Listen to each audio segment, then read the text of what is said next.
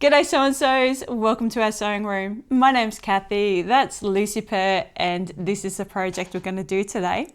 So just a fun little scrap buster. These are cute little phone and tablet holders. So they are just really fun, really quick to make, and just a good way to get rid of some excess fabric. And I know I've got to charge my Kindle, I forgot. But these come in, I'm going to show you a phone one. So I'm going to be making the phone size today, but I'll give you the measurements for the Kindle or tablet size, and they go together exactly the same. So all the measurements that I give you and that we do along the way will be exactly the same for the phone one and for the Kindle one. It's just that your starting piece of fabric will be a little bit bigger for that. Okay guys, I'm ready, so let's get cracking.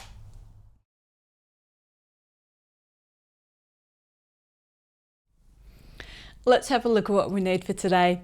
So I've got cutting mat, acrylic ruler, scissors, rotary cutter, snippers, and a pen.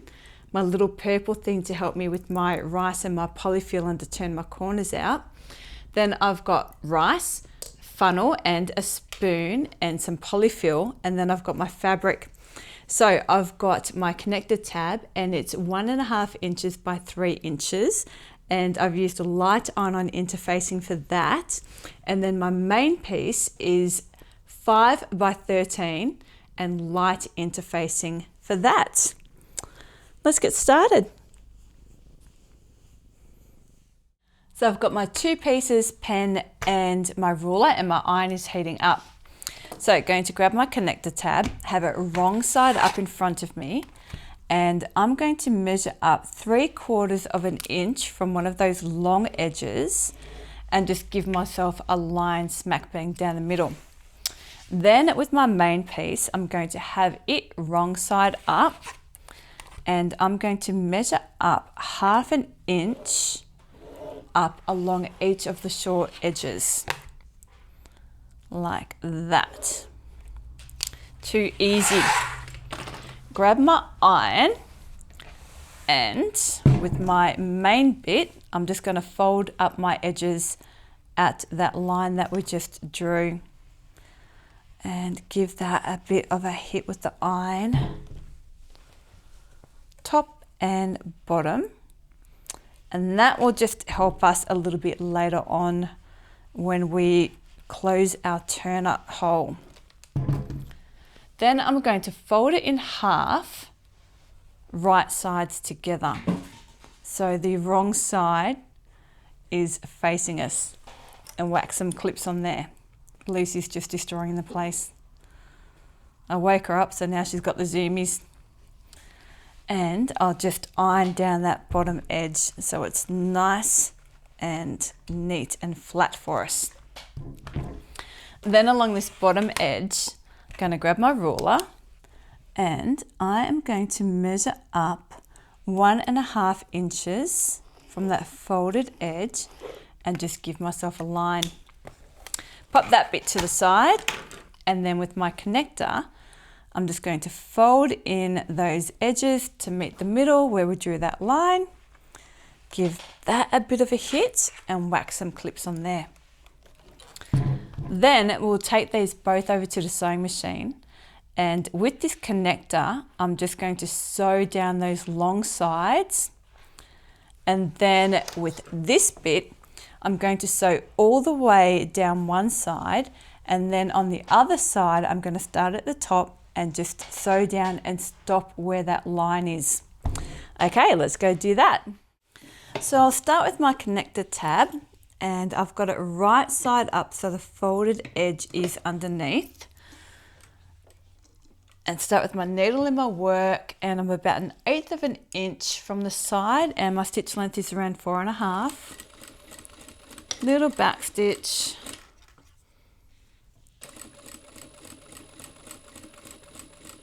All the way down, little back stitch again.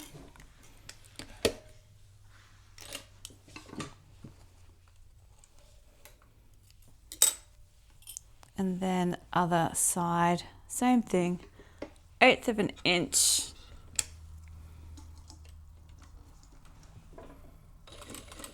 And back stitch.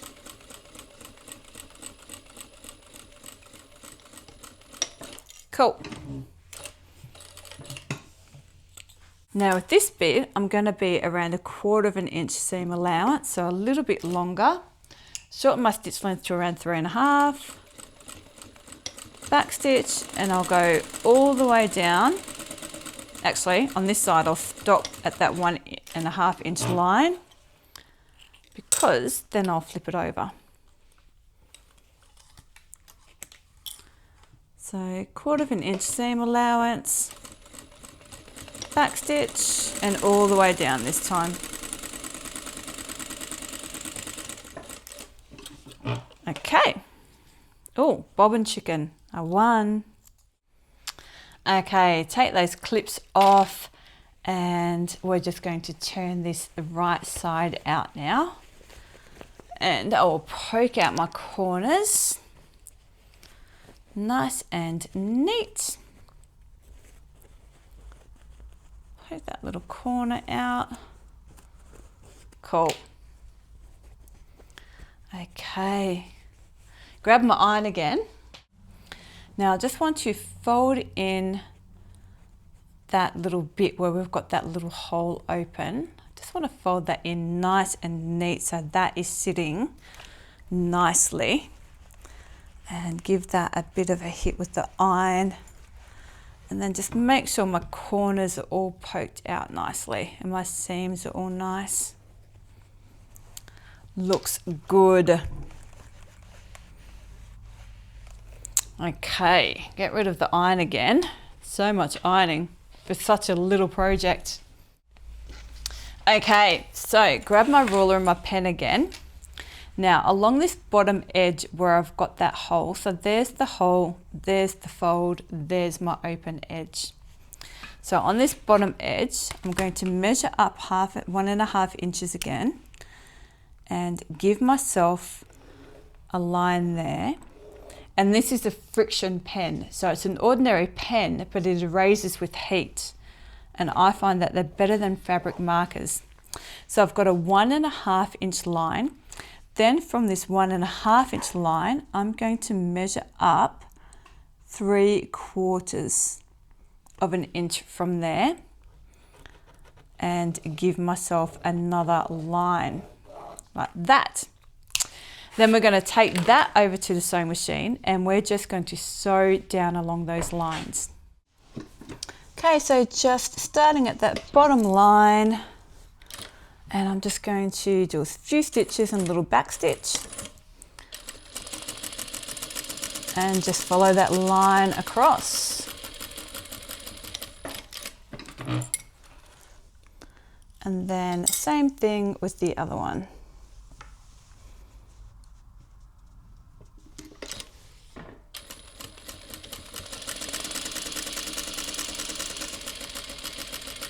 And back stitch. Oops. See, good reason not to have your fingers anywhere near that needle. I dropped my slipper onto it, onto my foot pedal. So now I've got my rice and my funnel, my spoon, and my little purple thing, but it's green. But that's what they're called, little purple thing, or just thing. So I'm going to open up that little hole that we left at the bottom there, and pop my funnel in, and I might just pour it. I don't want to pour too much because the rice takes a little bit to sort of condense down. So I will pop that in and just start poking it with my little thing. So I've been wearing my slippers, it's bloody cold here. So I've been wearing my slippers when I'm sewing. And the last couple of projects that I've done, I have dropped my slipper onto my sewing foot, onto the machine's foot, and then sort of the needle goes like that. And I'm always harping on about keeping your fingers away from the needle, and that's what these stilettos are for when you're sewing, so that your hands don't get near the needle. So it's a good lesson in why you don't have your fingers near the needle, because accidents happen. So now I'm just going to start poking at my rice in there, because it does sort of condense it down a little bit. So that was almost full, but if I poke it, it sort of condenses down. And I'm making a mess, but Adrian will come in and clean up. He enjoys it. I'm not a horrible person. He's got mad OCD and he loves cleaning up in my sewing room. So it's like, more power to you. Have at it. So we just want to fill this up, but we want it to be nice and firm as well. So plenty of rice in there. So the more sort of condensed you can get it, the better. Hey, loose. We've made a mess. So just poke away at it. And as I'm poking at it, I can see that the level is dropping. So I think I should be pretty good there. Shove that down. And then whack a clip on there to hold that in place.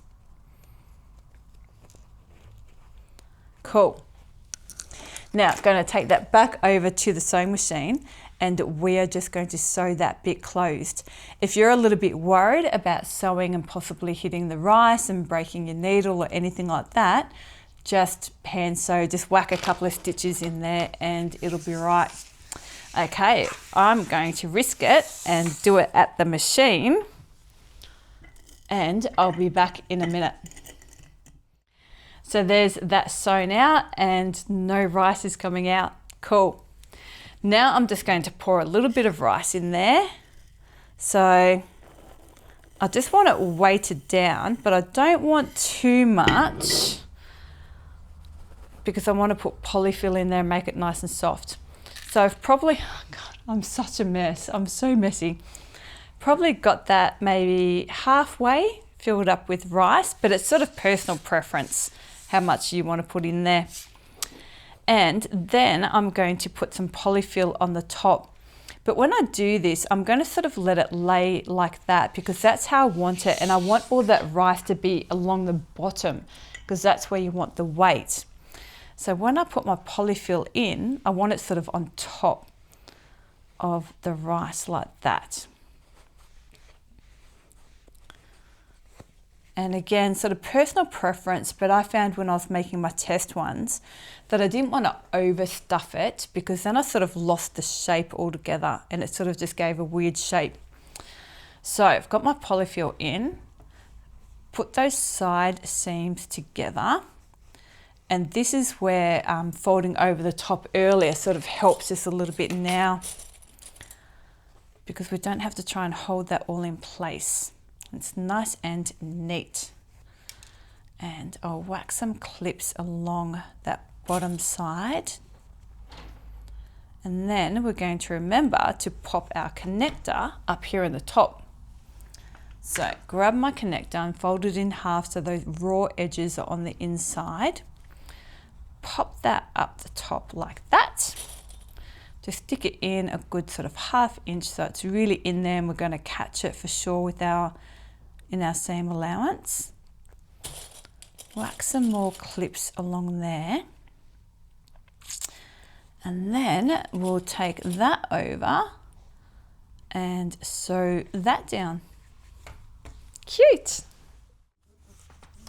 Okay, a little bit harder to see now because the whole thing's going to be in the way of the camera, but I'm just going to pop that edge underneath and I'm about 1/4 inch, but just do whatever you can manage and just sew along that seam.